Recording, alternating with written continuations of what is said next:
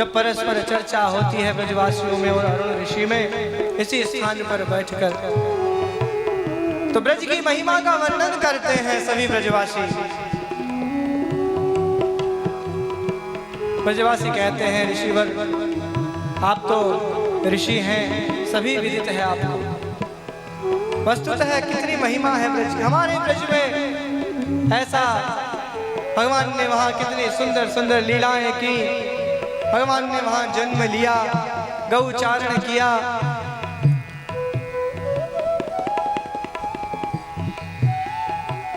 समीप में बैठे बालक नियमानंद के हृदय में ब्रज के प्रति लगाव उत्पन्न होता है। विचार करते हैं नियमानंद, क्या अद्भुत महत्व होगा ब्रज का, क्या सुंदर दर्शन होंगे जहां पर भगवान ने स्वयं लीलाएं की हो, जन्म लिया हो। जैसे जैसे वो भगवत चर्चा परस्पर सत्संग आगे बढ़ता है, नियमानंद का ब्रज दर्शन के प्रति भाव दृढ़ होता जाता है। बोले मुझे तो ब्रज अवश्य जाना।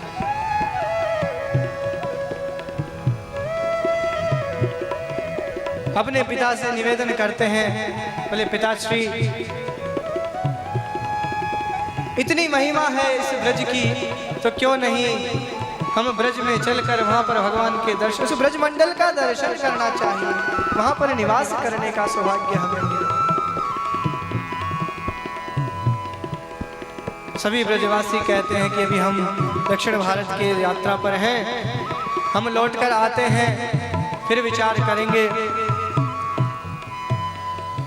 जब ब्रजवासी दक्षिण भारत की यात्रा करके भगवान के दर्शन करके पुनः इस क्षेत्र में आते हैं, तो नियमानंद के तीव्र आग्रह पर अरुण ऋषि और माता जयंती और बालक नियमानंद उन समस्त ब्रजवासियों के साथ उस ब्रज मंडल के दर्शन के लिए श्रीधाम वृंदावन के लिए प्रस्थान करते हैं। जाते हैं ना हमारे यहाँ से कितने व्यक्ति जाते हैं प्रतिवर्ष। पहले वृंदावन जाते हैं, फिर वहां से आचार्य पीठ आते हैं।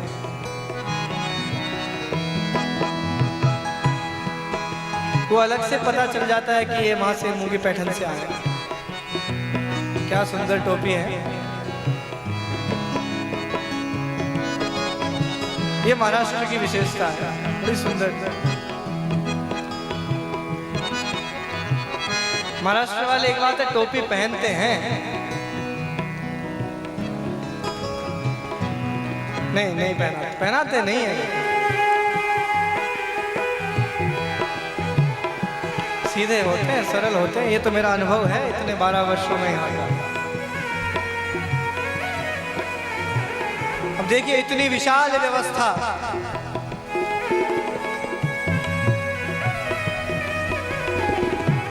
सुदर्शन महायज्ञ की व्यवस्था, भोजन की व्यवस्था, जहाँ पर नित्य प्रति कितने हजार, 10 से 15 हजार व्यक्ति भोजन ले रहे हैं। इन सब की व्यवस्था सुचारू रूप से करना, और लगे हैं सभी होंगे ग्रामवासी, सभी साधुवाद के पात्र हैं।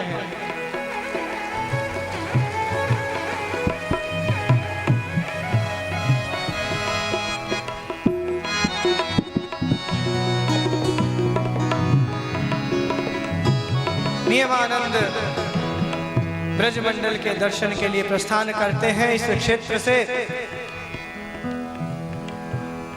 साथ में ऋषि अरुण, माता जयंती दोनों साथ हैं। चिंतन कर रहे हैं, हृदय में विचार कर रहे हैं कि कितना सुंदर दर्शन होगा उस ब्रज मंडल का, श्रीधाम वृंदावन का। कितनी महत्ता है, इन ब्रजवासियों ने कितना वर्णन किया है। रे मन वृंदा विपिन निहार, हमारे श्री भट्ट देवाचार्य जी महाराज, हमारी आचार्य परंपरा तो इतनी अद्भुत है।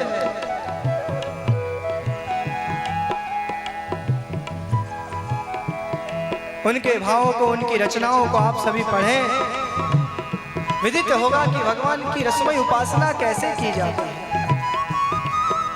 महावाणी जी का अध्ययन कीजिए। पहले तो उसका पात्र होना आवश्यक है, और उसका पात्र बन के यदि हमारे पूर्वाचार्य श्री हरिव्यास देवाचार्य जी महाराज की वाणी ग्रंथ है, जिसे हम महावाणी, जिसका समाज गायन होता है हमारे श्रीधाम वृंदावन में, बड़ा सुंदर अद्भुत एक भिन्न प्रकार का रस है वो। उस समय आप जब उस समाज में बैठकर समाज को श्रवण करें ना, तो आपको लगेगा वस्तुतः हम निकुंज में हैं, हम उस पुरातन श्रीधाम वृंदावन में हैं जिस समय भगवान ने यहाँ पर लीलाएं। ऐसा समाज में अन्य संप्रदायों में भी होता है।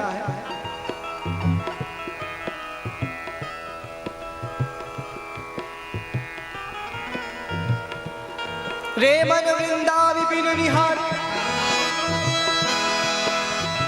यद्यपि मिले कोटि चिंतामणि, तदपि न हाथ पसार। विपिन राज सीमा के बाहर, हरि हूँ कौन निहार। यदि भगवान भी स्वयं आपसे कहें कि उस वृंदावन से, उस ब्रज से बाहर आकर मुझे प्राप्त कर लो, तो भी नहीं। क्या रसिक जनों की है उपासना। यद्यपि मिले कोटि चिंतामणि, तदपि न हाथ पसार। कुछ भी मिले नहीं, जय श्री भट्ट धूरी धूसर तन, यह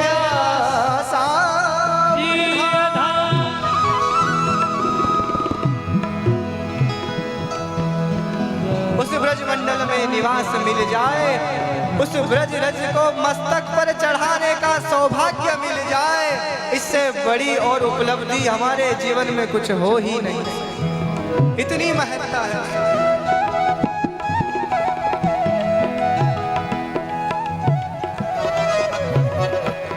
ब्रज भूमि मोहिनी में जानी,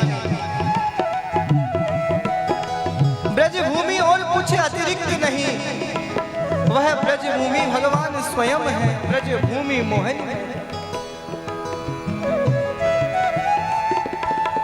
हमारे आचार्यों ने क्या प्रदान किया है।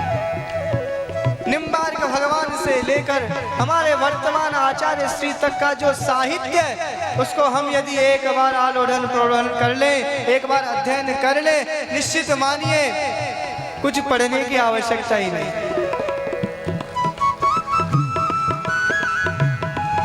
गर्व है हमें।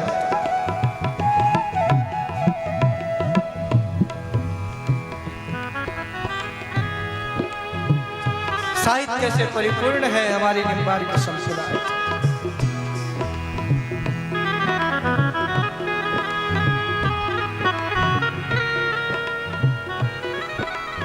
नियमानंद ब्रजवासियों के साथ उस ब्रज मंडल के दर्शन के लिए चले जा रहे हैं। मन में अपार प्रसन्नता है कि ब्रज मंडल के दर्शन हो। भगवान की उस सुंदर छवि को अपने हृदय में समाहित किया है नियमानंद ने। जैसा वर्णन किया संतों ने, जैसा वर्णन किया ब्रजवासियों ने, उसे सुनकर एक भगवान की सुंदर छवि नियमानंद के हृदय में समाहित हो गई। और अब तो भगवान के दर्शनों की, उस ब्रज मंडल के दर्शनों की लालसा और भी बढ़ती जा रही है। कितना सुंदर भाव है।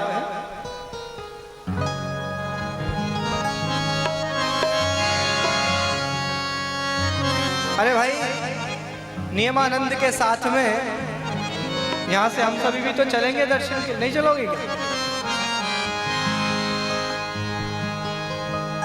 चलो, इतने वाहन खड़े हैं, सब बैठो, अभी रुको, 6:15 के बाद जाना है।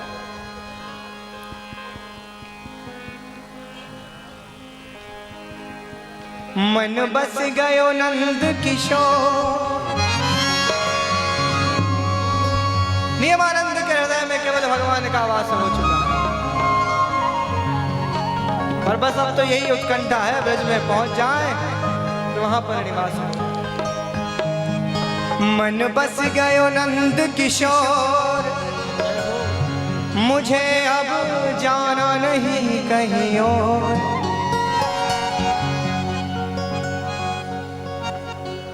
क्या है आगे?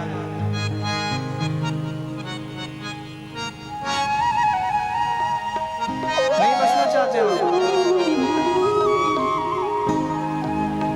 मन बस गयो नंद किशोर, मुझे अब जाना नहीं कहीं और।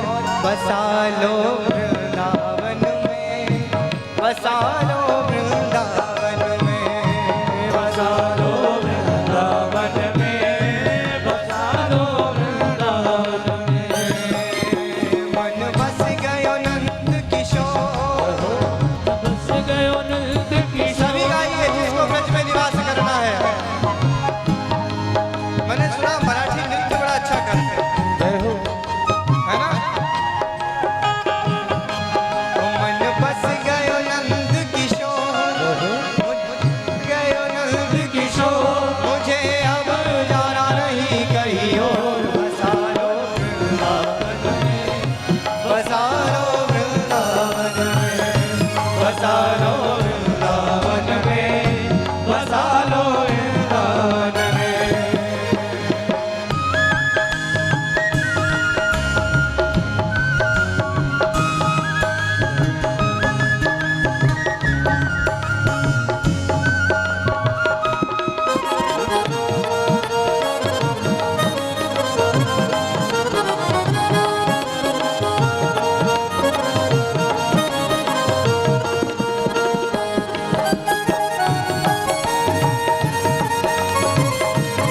श्री राधे।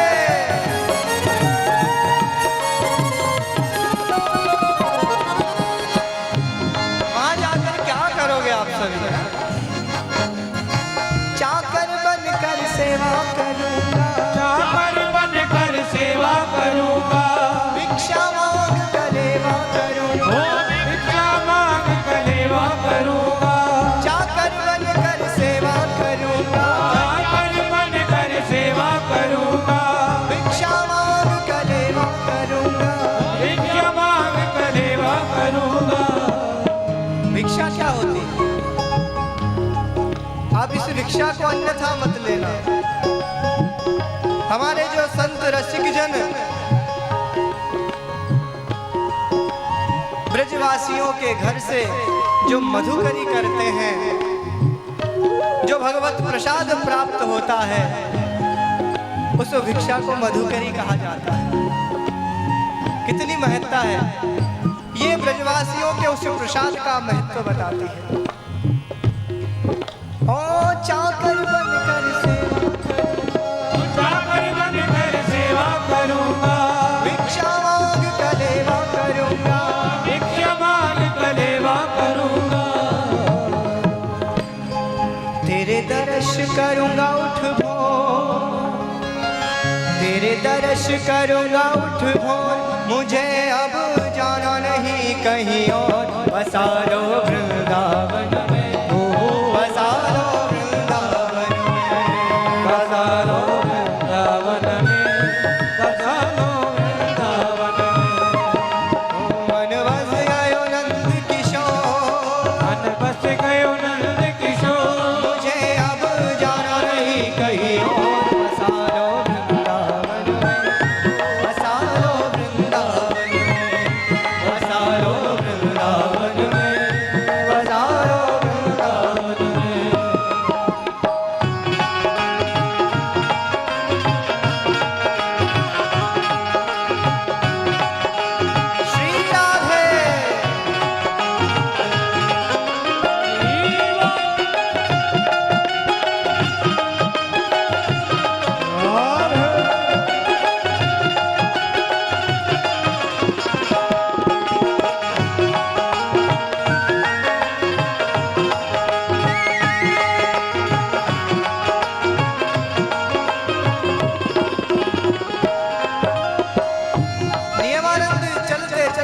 अंत में क्या भगवान से निवेदन कर रहे हैं?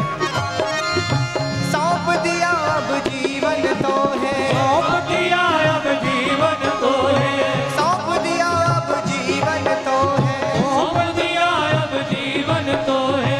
राखो जिस विधि रखना मोह है, राखो जिस विधि रखना मोह है। मेरी मुक्ति की मिट गई तो जब एक बार ब्रजधाम का निवास मिल जाए, उस ब्रजमंडल की धूलि को मस्तक पर लगाने का अवसर मिल जाए, मेरी मुक्ति की मिट गई धूल, मुझे अब जाना नहीं कहीं और, बसा लो वृंदावन में, बसा लो वृंदावन में, बसा लो वृंदावन में, बसा लो वृंदावन में। मन बस गयो नंद किशोर, नंद किशोर, गयो नंद किशोर, मुझे अब जाना नहीं कहीं और, बसा लो वृंदावन में, बसा लो वृंदावन में, बसा लो वृंदावन में, बसा लो वृंदावन में, वृंदावन में, बसा लो वृंदावन में, बसा लो वृंदावन में, बसा लो वृंदावन में,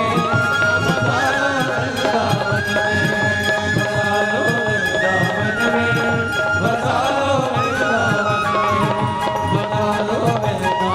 में, बसा लो वृंदावन में, बसा लो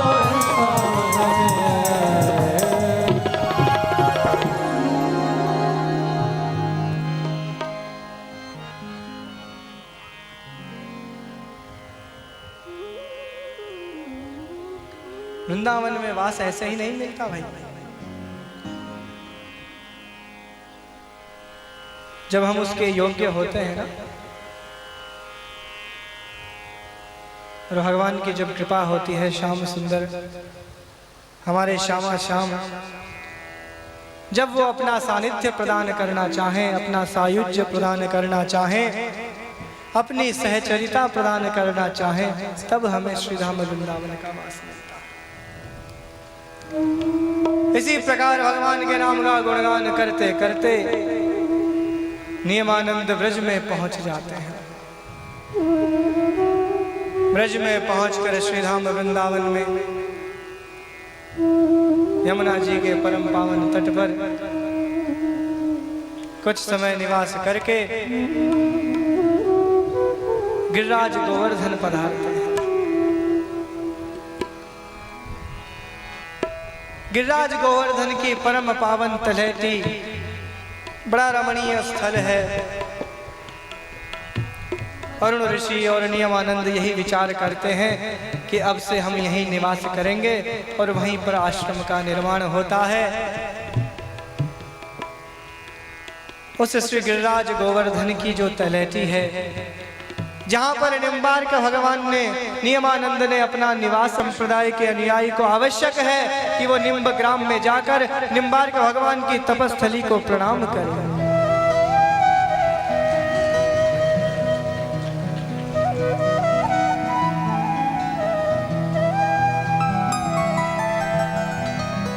नियमानंद ने अपना वही निवास प्रारंभ किया, भगवत भक्ति की ओर अग्रसर है। ब्रज में वास मिल गया, संतों का उपदेश प्राप्त हो गया, और क्या चाहिए।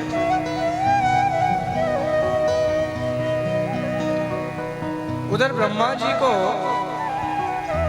जानकारी मिली कि भगवान के जो सुदर्शन चक्र हैं वो वर्तमान में भगवान के समीप नहीं है। वो धरातल पर कहीं पर उन्होंने अवतरण लिया है और संभवतया इस समय वर्तमान में ब्रज में कहीं पर है। तो ब्रह्मा जी ने इस बात की परीक्षा करने के लिए, परीक्षण क्या है, ब्रह्मा जी का स्वभाव ही ऐसा, ब्रह्मा जी को होता रहता है।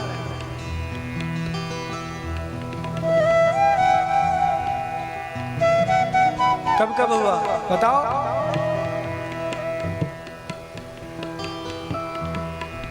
अरे भाई जब भगवान गौ चारण करते थे तब ब्रह्मा जी ने क्या किया, ले गए कि नहीं? ये परीक्षण करने के लिए कि ये भगवान है कि नहीं, बोलो।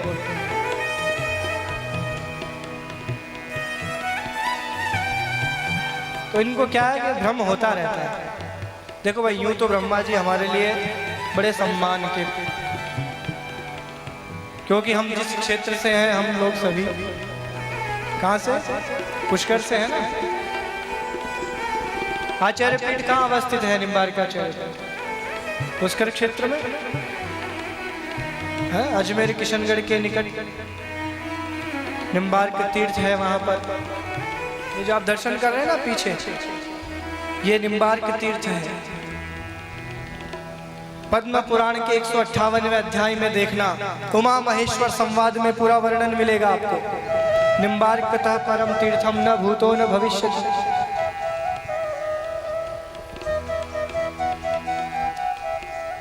बड़ा सुंदर रमणीय स्थल निम्बार्क तीर्थ। अब ये प्रक्रिया आपको बाद में बताएंगे कि निम्बार्क भगवान निम्ब ग्राम से निम्बार्क तीर्थ कैसे पहुंचे सलेमाबाद, आएगा आगे प्रश्न।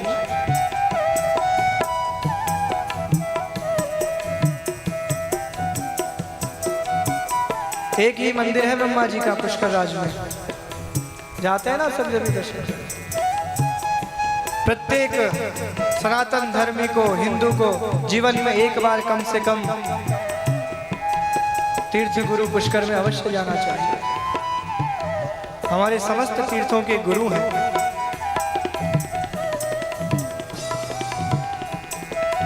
और वहीं पर हमारे पूर्वाचार्य परशुराम देवाचार्य जी महाराज की तपस्थली भी है, परशुराम द्वारा के नाम से। बिल्कुल घाट पर, नाम ही परशुराम घाट है। ब्रह्मा जी का जो घाट है ना, ब्रह्म घाट, उसके बिल्कुल निकट।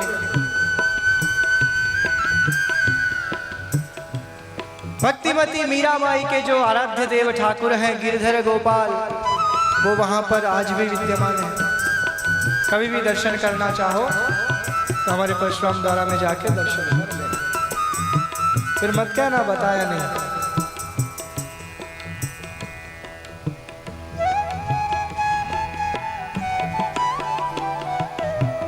ब्रह्मा जी को मोह हो गया, भ्रम हो गया कि ये कौन है, सुदर्शन चक्र के अवतार है कि नहीं। तो परीक्षा लेने के लिए यति का रूप धारण किया। यति रूप में अरुण ऋषि के आश्रम में ब्रह्मा जी पधारते हैं, भगवान का नाम लेते हुए। क्या बोलते? अलख निरंजन, ऐसे बोलते हैं, ऐसे बोलते हैं, चिमटे को फटकाते हुए। संयोग से उस दिन अरुण ऋषि किसी कार्यवश आश्रम में उपस्थित नहीं थे। बालक नियमानंद ने देखा कि कोई यति पधारे हैं, प्रणाम किया, स्वागत किया।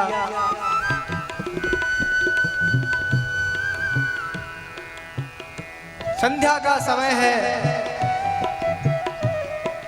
माता जयंती से जाकर नियमानंद ने निवेदन किया कि माता हमारे यहाँ पर कोई संत पधारे हैं, तो उनके लिए भोजन का निर्माण किया। माता जयंती भोजन का निर्माण करती हैं। भोजन का निर्माण करते करते संभवतः थोड़ा तो समय लगता ही है। अब आजकल के जैसे तो सुविधाएं हैं नहीं, उस समय थी नहीं। उस समय भोजन कैसे बनता, किस पे बनता था? चूल्हे पे बनता ना। हाँ, ये आप सबको पता अवश्य है कि चूल्हे पर बनता था। बनाते कितने हो उसमें? कोई नहीं बनाता। आजकल तो बस ऐसे ऐसे सुविधाएं हो गई। वो आजकल तो ये भी क्या नाम, गैस सिलेंडर भी नहीं रहे। आजकल तो विद्युत से कुछ बनाने वाला आ गया है। क्या बोलते हैं उसे?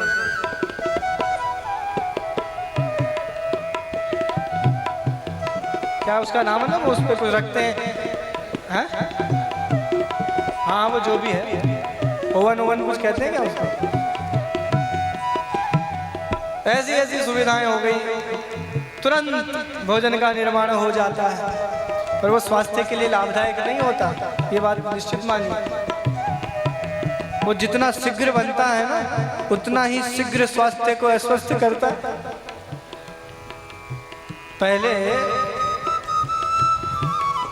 पुराने व्यक्तियों की अवस्था कितनी होती थी, खूब स्वस्थ रहते थे, किसी प्रकार की रोग आदि व्याधि है। अब आजकल तो देखो, प्रारंभ से ही, बाल्यावस्था से ही कुछ न कुछ रोग लेकर आते हैं बालक। और एक सामान्य तो आजकल बहुत ही ज्यादा है, क्या बोलते हैं, कोलेस्ट्रॉल है, कोलेस्ट्रॉल। ये कौन सी विभीषिका आ गई है इस संसार में, जिसको देखो उसको। अपंगत में कई भगवत जन प्रसाद करते हैं ना, तो जब पुरस्कारी करने वाले आते हैं तो संभवतः जो सभी को पुरस्कारी कर रहे हैं तो सबको किया जाता है। तो जब उसमें मिष्टान्न आता है भगवत प्रसाद में, अरे नहीं नहीं नहीं नहीं, मीठा नहीं, मीठा नहीं। मीठा क्यों नहीं भाई? मधुरेण समापयेत, हमारे यहाँ तो लिखा है मीठे के साथ भोजन का समापन होना चाहिए। मीठा तो आवश्यक है। बोले नहीं नहीं नहीं, कोलेस्ट्रॉल है। और उसके साथ में उसके सहयोगी एक हो रहे, मधुमेह, जिसको क्या बोलते हैं, डायबिटीज। ये भी बहुत बड़ी समस्या है।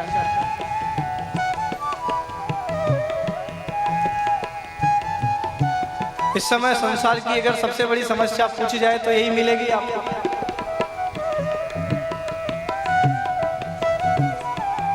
अभी जितने व्यक्ति बैठे हैं इनमें से भी हाथ अगर खड़े करवाए ना, कितनों को है, एक आधी हाथ नीचे रहेंगे। हमारा आहार व्यवहार, हमारा आचरण, हमारा सब परिवर्तन हो गया है इस संसार के अनुसार। हमारी दिनचर्या में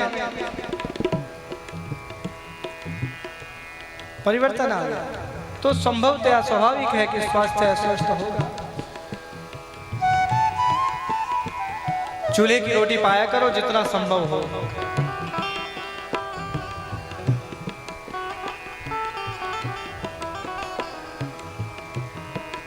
मुझे बड़ी अच्छी लगती है चूल्हे की रोटी।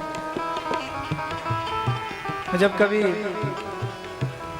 समय मिलता है तो अपनी माता श्री को दूरभाष से संकेत करता हूँ कि मेरे लिए चूल्हे की रोटी बनाकर भेजो।